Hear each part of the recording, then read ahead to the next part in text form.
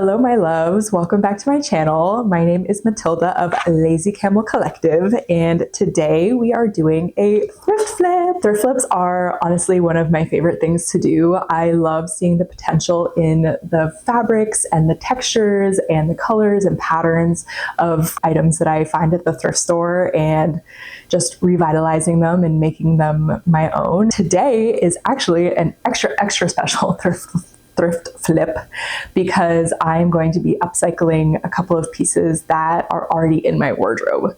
This is such a great way to reinvent some pieces in your wardrobe that maybe you don't wear very often. These specific pieces are items that I have had for maybe 2 or 3 years at this point, honestly. So this is a great way to keep textile waste out of landfills because actually 85% of clothes that get donated to thrift stores end up going to landfill anyways. We want to try and avoid that as much as we possibly can and shop our own wardrobes and do what we can with what we already have. So whenever you're ready, grab your sewing machine and let's get started. So we're starting out pretty simple today with this graphic butterfly tee. I thrifted this piece several years ago for the print. I love butterflies. I just never find myself reaching for it. It's pretty boxy. It's a little oversized, but like not really oversized enough to be like a cute oversized, if that makes sense. And it has these like awkward 3/4 length sleeves. They're also kind of shorter than 3/4 lengths. And so these just like kind of lay weirdly on me. So for this piece today, I'm thinking some kind of baby tee. These are my inspiration photos. I'm thinking definitely crop, and then definitely take it in at the waist a little bit so that it's a little bit more form-fitting, and then definitely cutting these ugly sleeves off and making it like a t-shirt kind of length. And then I'm thinking of finishing the bottom and the sleeve edges with a lettuce hem. I've not actually done that before, but it doesn't really seem that difficult, and this material has a little bit of a stretch to it, so I think it'll probably work out pretty well. Let's get to it. So starting out, I'm just pinning at the waist exactly where I want to crop the shirt to, and then I'm also going to put a pin at the sleeve exactly where I want the sleeve length to lay. And then we're going to take it back to the table and grab our scissors, and we're just going to cut right along the bottom of the shirt. And same thing here, we're just going to cut right where we marked on the sleeves, and we're going to do this on both sides. And now I'm just trying the shirt on, making sure I like the way that it fits, the way that it lays, where the sleeves are, where the hem is, and just checking out my work. Okay, so I did decide that I liked the kind of boxy, oversized fit of just like the cropped tee with the sleeves cut off, which is just kind of how it goes sometimes. You think you're going to go in one direction and then you end up going in another. So we're pivoting. It's probably going to happen a couple of times in this video. I do really like the idea of having the lettuce hem on the bottom and the sleeves of this top. It might end up looking terrible, in which case we'll just take it out and just have like kind of a raw cut hem. To do the lettuce hem, you're going to want to use a zigzag stitch, and make sure to set your stitch length at the lowest setting. So I have mine on 1. And you don't need to do a rolled hem or anything like that. You're just going to do this right on the raw edge. And you can see here that I'm kind of pulling on the front and the back of the fabric as it's going through. So you want to stretch your fabric as it's going underneath the needle here. And then you actually want the needle to go off your fabric when it goes over to the right. And that's going to create that finished edge so that you don't have to worry about the fraying.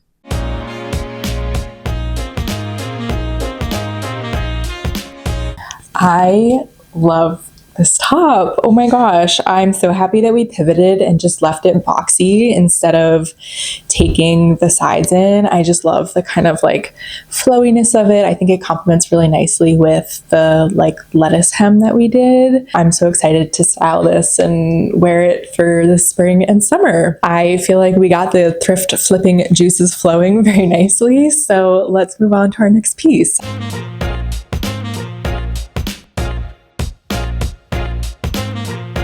Moving right along, our next piece is this gold kind of brown button down. It has this really pretty lace material to it, and this is just another piece that I never really reach for. I'm not really like a button down girl. I never really find myself wearing them. I never really know how to style them, honestly. And also it's this kind of like see-through material, so you kind of have to layer it, and I don't know, I just never really figured out what exactly to do with it, so we're gonna give it a new life today. This is my inspiration for this thrift flip. I really like the kind of cropped open look of some of these, especially the ones with like the single tie at the top, so I think that's kind of the direction that I'm gonna go in today. My thought process for how to go about this is I think I'm going to cut out the collar and then the buttons down the front, and then we're gonna crop it, add that little tie in, and then my favorite part that I'm the most excited for is I really love a flared sleeve. So I'm gonna attempt this. I have not tried this before, so we're gonna see how it goes, and we might end up having to pivot again. But my thought process is to take a little bit of the fabric that we cut off from the bottom of the top and use that to add a little bit extra to the sleeve here, and just make a little kind of flared sleeve situation. So we'll see how it goes. I have kind of a plan in my head, so let's get to it. So I already measured where I want the shirt to lay, so I'm just cutting off the bottom here. And then the next step is going to be to cut off the buttons off of the front and to cut off the collar as well. And I will save the buttons from this shirt to use on another project. So I'm trying to not waste as much as I possibly can during this project. And then I'm going to cut off some of this excess fabric here and just make sure everything lays kind of clean and nicely. So I'm just trying the shirt on and making sure that I like everything in the way that it fits and lays. And I think I do. I like the length of it, and I think we're going to be able to add in that little tie right here at the top. So our next step now is to go ahead and try to add on those flare sleeves. We're gonna cut out a triangle shape to add the flare sleeve to the shirt. So we're taking it back to high school geometry class. We're whipping out the Pythagorean theorem. I knew that I wanted to add 5 inches total to the length of the sleeve, and since sleeves are doubled up when they go around your wrist, I don't know how else to describe that, you need to add twice the amount. So we're going to be adding 10 inches total, and then I needed to figure out the side length of the triangle, and I knew that I was going to be cutting up 5 inches into the seam of the shirt. I don't know if that really makes sense, but hopefully this diagram kind of helps you visualize what we're going to be doing here. I measured out my triangle onto a sheet of paper, and then I'm just using that to cut out the triangle in my fabric, and we're going to do 2 triangles because we have 2 sleeves. And then I want the flare to start 5 inches into the sleeve, so I'm just measuring and pinning where 5 inches is on the sleeve, and then I'm just going to cut up until that point where I marked. The next step is to just pin the triangle to the sleeves right sides together. So this is what the sleeve is kind of looking like right now. I'm not really sure. It looks kind of funky, but maybe I like it. Maybe that looks okay. We'll see. I might play with it a little bit more and see if I can get it to lay a little bit nicer. I couldn't really figure out what was going on with the sleeve, so I decided to just leave it as is. So I'm sewing the triangle to the sleeve, and I'm going to do this on both sleeves. Okay, so this is how the sleeves turned out. They're a little funky. They're not quite how I imagined them, but that's okay. I tried kind of messing around with them to see if I could make them a little bit less weird, but I think for next time we would need to go back to the drawing board and just, I don't know, have a different approach. But I think for what it is, it's cute, it's kind of fun. Once we finish everything, it'll probably all come together pretty nicely. My original plan for finishing the edges here was to just do kind of like a folded over hem, but then after I saw how kind of ruffly the sleeves turned out, I was thinking maybe I would do another lettuce hem to finish the kind of collar in the bottoms here. I think that would kind of make it feel a little bit more cohesive. Back to the sewing machine we go. So I'm just finishing the collar and the front hem and the bottom as well with that lettuce edge. I've been dreading this next part since we started working on this piece. We're gonna make the ties that we're gonna connect to the front of the shirt.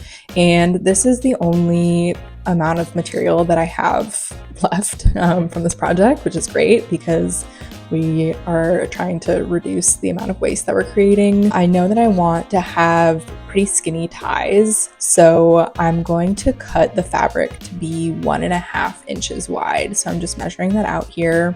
And then I'm gonna take these 2 pieces to the sewing machine and just sew the 2 pieces together.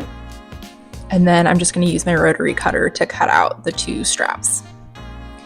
And then I just folded the strap in half with the right sides touching and pinned it all together. And I'm just taking it to the sewing machine to sew it all into place to make the tube for the strap. And now it is time for the bane of my existence, flipping the strap right side out. So I'm using my little metal flippy tool and I just threaded it through and I'm just trying to flip that strap inside out. I checked the timestamp on this video. It literally took me 6.5 minutes to flip this one strap inside out.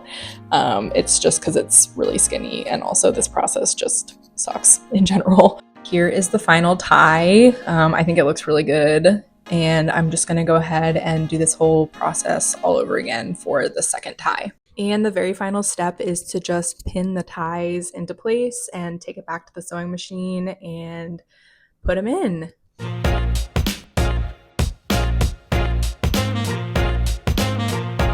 I am so happy with how this turned out. It's honestly better than I expected. I don't really know what I was expecting. I wasn't expecting it to be bad.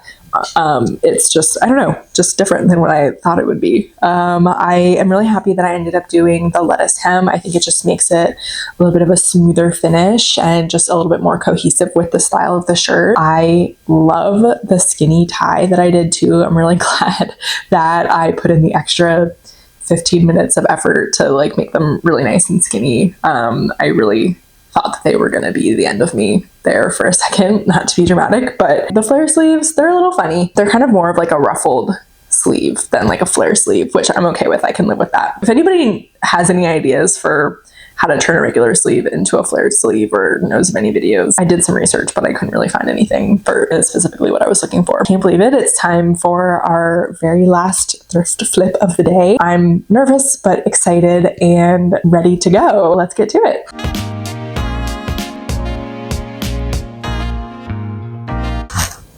I saved the absolute best for last for this video. We are going to be flipping this gorgeous crocheted dress. And I'm honestly a little bit nervous for this just because I really don't want to mess this up. As beautiful as this is as a dress, I just never wear it. Honestly, it's just not quite my style. And I know that if I turn it into a skirt, I will wear it so much more. I really love the look right now of the like long crocheted maxi skirt with like an oversized t-shirt or like a denim vest or a denim jacket, pairing the like super feminine girliness of the crocheted skirt with something a little bit more casual or like edgy. This is my inspiration for this piece. I think, unfortunately, I'm gonna have to use most of the material from this dress in order to make the skirt, just because I do want it to be like a true maxi skirt. So we'll see how much we end up cutting off, and hopefully, ideally, fingers crossed, there will be enough material left to make at least some kind of like baby cardigan kind of situation. We're just gonna have to kind of play that one by ear and see how it goes. I would really, really love to be able to use the top part of this piece because it's just so pretty with the details around the neckline. So it would be a shame to have to waste that. So let's get started. So I'm just checking here to see where I'm gonna cut the dress. Unfortunately, my suspicions were correct, and I am gonna have to use pretty much the entire amount of the material right up until underneath the armpits there. And then we're going to take it back to the table, lay it down flat, and then I'm going to grab my ruler and my scissors, and I'm just cutting right underneath the armpits to get the most out of this material. And I don't want to have any fraying edges. This crocheted material is pretty delicate, so I'm just doing a quick zigzag stitch all around the top of the skirt just to keep everything in place and be a little bit extra cautious. The next step is to just cut out the slip, and this was already a little bit shorter than the dress itself, so I'm just cutting exactly where I cut the dress itself, and I know that there will be a little bit of open space at the bottom like how you normally would have on a dress. And the next step is another one that I hate doing. I swear to God, I like sewing. There's just a lot of tedious parts to it. But we're going to be adding in the elastic to the slip of the skirt. So I'm just pinning in place the tube for the elastic to go in. Once the elastic has been fed all the way through, I'm just going to sew the elastic together to make a loop, and then sew the hole back together to close everything up. We are getting so close to having a finished skirt here. I'm getting so excited seeing this all come together. The last thing to do is to just connect the crocheted part of the skirt to the lining. I started out using pins to connect this, and then I switched to clips because the pins were not actually holding the crochet in place, because crochet things have holes in them and pins fall through holes. So the clamps were a lot more sturdy. So I tried out a couple different ways to attach the crocheted part to the lining, and I eventually just basically put the skirt together like how I would wear it, and then I just kind of rolled the crocheted part over top the lining with the elastic, and then just clamped that all into place. And then I just sewed it all together with a zigzag stitch.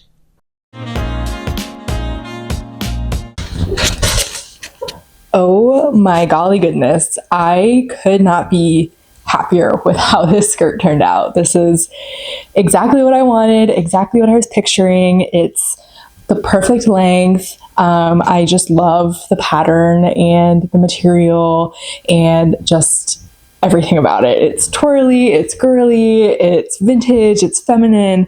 It is all the things that I could have ever dreamed of in a crocheted skirt.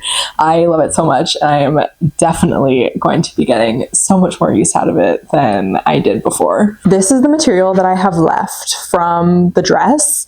Honestly, I think it would be really cute as one of those like baby cardigan situations with like a tank top or something underneath it. So I'm really just gonna do a zigzag stitch along the bottom, and I'll just be able to wear it just like this.